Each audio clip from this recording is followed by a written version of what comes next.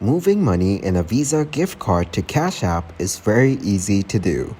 Today I'm gonna show you how to do it. First of all, link the Visa gift card to PayPal. So create or log in to your PayPal account. Now, go to the wallet section and choose link a card or bank. Then enter the information from your Visa gift card.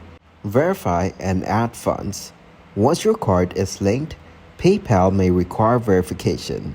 Follow the steps to verify your card. Now add funds to your PayPal account using the Visa gift card. After that, link Visa gift card to PayPal. Now create or log in to your PayPal account. Go to the wallet section and choose link a card or bank. Then enter the information from your Visa gift card. Verify and add funds. Once your card is linked, PayPal may require verification.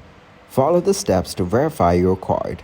Now add funds to your PayPal account using the Visa gift card. Transfer funds from PayPal to Cashapp. And link your Cashapp account to your PayPal account. In your PayPal account, go to the Send and Request section. Choose Send to your bank and select your linked Cashapp account. Then withdraw from Cashapp after the funds are in your Cashapp. You can withdraw them to your linked bank account or use them for other transactions within the Cashapp.